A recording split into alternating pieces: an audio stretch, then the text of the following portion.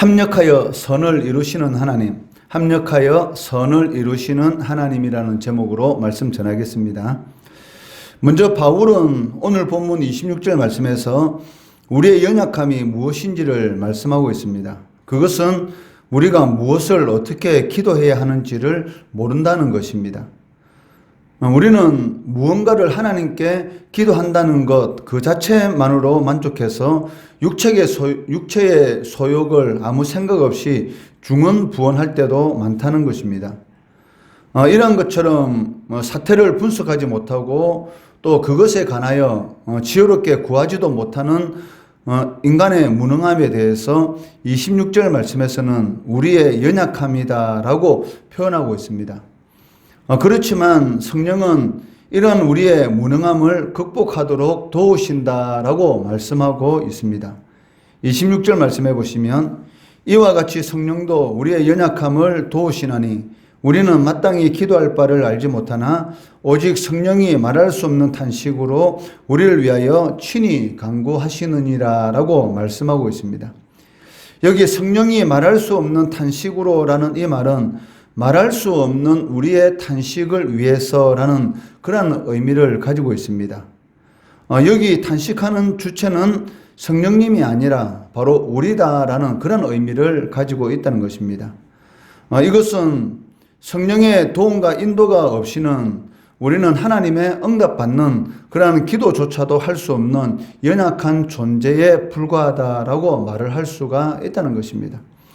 우리가 새벽에 하나님의 전에 나와서 기도할 수 있는 것, 그것 또한 하나님의 은혜라는 것입니다. 하나님께서 우리의 마음을 감동시켜 주시지 않는다면 과연 우리가 이 자리에 나와서 하나님 앞에 나와서 기도할 수 있겠습니까? 그것은 도저히 불가능한 것이죠. 우리의 힘으로 우리의 능력으로 우리가 살아갈 수 있다라는 그러한 교만한 마음을 품고 살아갈 수 있는데도 불구하고 우리의 연약함을 하나님 앞에 내어놓을 수 있는, 그리고 이렇게 기도할 수 있는 것, 이것 또한 오직 하나님의 은혜임을 우리가 알 수가 있다는 것이죠. 이것은 바울 사도는 말할 수 없는 우리의 탄식을 위해서라고 이렇게 말을 하고 있다는 것입니다. 성령의 간구는 성도의 간구와는 전혀 다릅니다. 성령의 간구는 어떻게 무엇을 따라서 기도해야 하는지 알고 하는 간구라면 성도들의 간구는 무엇을 하나님 앞에 어떻게 기도해야 하는지를 전혀 알지 못하는 그런 무지한 간구다라고 말을 할 수가 있다는 것입니다. 성도와 성령의 간구의 차이점은 그 하나님의 뜻을 알고 기도하느냐 아니면 하나님의 뜻을 모르고 기도하느냐의 차이에 있다라고 할 수가 있습니다. 이 17절 말씀해 보시면 마음을 살피시는 이가 성령의 생각을 아시나니 이는 성령이 하나님의 뜻대로 성도를 위하여 간구하심이니라 라고 말씀하고 있습니다. 그렇기 때문에 그 온전한 기도는 그 하나님의 뜻을 바로 파악하는 데서 시작된다라고 할 수가 있다는 것입니다. 이러한 하나님의 뜻을 바로 알도록 우리의 기도를 도우시는 분이 바로 성령님이시다라고 말씀하고 있습니다. 성도를 위해서 기도하시는 이 성령의 중보 사역을 크게 이 두 가지로 우리가 볼 수가 있는데, 첫째는 하나님의 뜻이 성취되기를 소원하는 이 간구의 사역이다라고 할 수가 있고, 둘째는 하나님의 깊은 뜻을 성도들에게 전달하는 그러한 사역이다라고 할 수가 있다는 것입니다. 즉 성령께서 성도가 기도할 때에 하나님의 뜻을 분별할 수 있는, 즉 하나님의 뜻이 성취되도록 소원하는 그러한 기도를 할 수 있도록 성도를 도우시고 계시고, 또 기도를 통해서 하나님의 뜻이 무엇인지를 성도가 깨닫도록 성령께서 전달하는 그러한 사역을 감당하고 계시다는 것입니다. 그렇기 때문에 성도는 성령으로 인해서만이 하나님의 뜻을 알 수 있다라고 말씀하고 있습니다. 인간의 생각과 인간의 경험으로는 하나님의 뜻을 알 수가 없습니다. 오직 성령께서 우리의 삶 가운데 간섭해 주셔야지만이 우리가 하나님의 뜻을 알고 그 인도하심을 따라서 우리가 살아갈 수가 있다는 것입니다. 그래서 성도는 하나님의 성령으로 인해서만이 오직 하나님의 뜻을 알 수 있다라고 말을 하고 있다는 것입니다. 그리고 하나님의 뜻이 무엇입니까? 그것은 그 성도들의 모든 것을 합력해서 선을 이루는 것. 여기서 이 선을 이룬다라는 이 말의 이 궁극적인 의미는 그 최종적인 구원을 이룬다라는 그러한 뜻을 가지고 있습니다. 물론 요셉과 같이 이 노예로 팔려가고 그리고 감옥에 갇히는 그런 모든 일을 통해서 하나님의 역사를 이룬다라는 그런 의미도 있지만은 이 선을 이루신다는 이러한 최종적인 그런 궁극적인 뜻은 바로 구원과 연결되어 있다라고 할 수가 있다는 것입니다.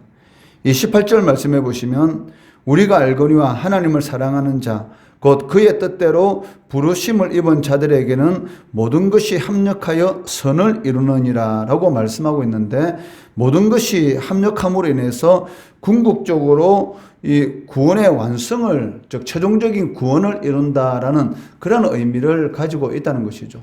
성도들이 이 신앙의 길을 걸어가다 보면 실족할 수 있는 그러한 많은 위기 가운데 처할 수도 있습니다. 그런데도 불구하고 성도가 실족하지 않는 것은 바로 성도의 견인의 교리, 즉 성령께서 성도를 붙들어 주시기 때문에 끝까지 이 최종적인 구원의 완성을 이룰 수 있도록 성령께서 끌고 가시기 때문에 그것이 가능한 것인데, 거기에 대해서 바로 모든 것이 합력하여 선을 이룬다라고 바울은 말을 하고 있다는 것입니다.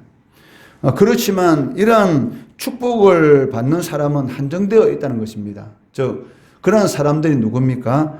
바로 하나님을 사랑하는 자들, 그의 뜻대로 부르심을 입은 자들만이 바로 이 선을 이루시는, 즉 궁극적인 이 최종적인 구원에 이룰 수 있다라고 말씀하고 있습니다. 즉 하나님을 사랑하는 자들만이 할 수가 있는 것이 아니고 부르심을 받은 자들이란 것이죠.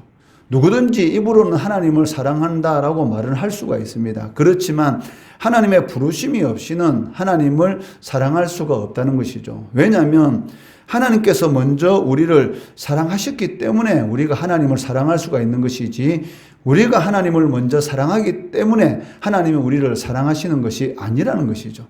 그러니까 하나님께서 우리를 사랑하신 그 사랑에 기초해서 우리가 하나님을 사랑할 수가 있다는 것입니다. 이것을 바울 사도는 그의 뜻대로 부르심을 입은 자들만이 최종적인 구원에 이룰 수 있다라고 말씀하고 있다는 것입니다.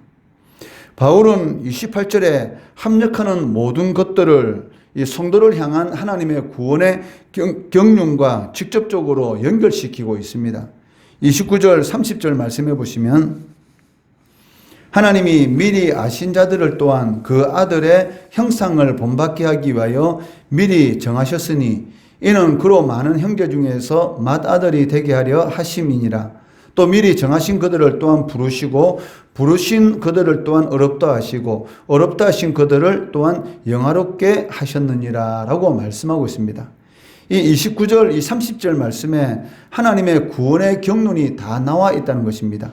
미리 아신 자들, 이것은 하나님의 예지를 의미하는 것이고, 또 미리 정하셨으니, 구원받은 자들을 미리 정하셨다. 이것은 하나님의 예정에 대해서 말씀하고 계시는 것이고, 또 부르시고라는 이 말은 하나님의 이 소명, 하나님의 자녀들을 세상 가운데서 부르셨다는 것입니다. 그리고 부르신 그들을 칭의, 즉 어렵다 하시고 어렵다 하신 그들을 영화롭게 하셨다라고 말씀하고 있다는 것입니다.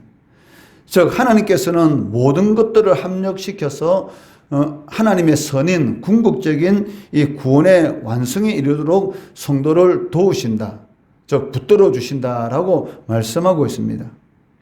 이처럼 불완전한 인간의 행동과 뜻에 구원에 달려있는 것이 아니고 하나님의 뜻과 섭리 가운데 바로 이 최종적인 구원이 완성이 된다라고 말씀하고 있다는 것이죠.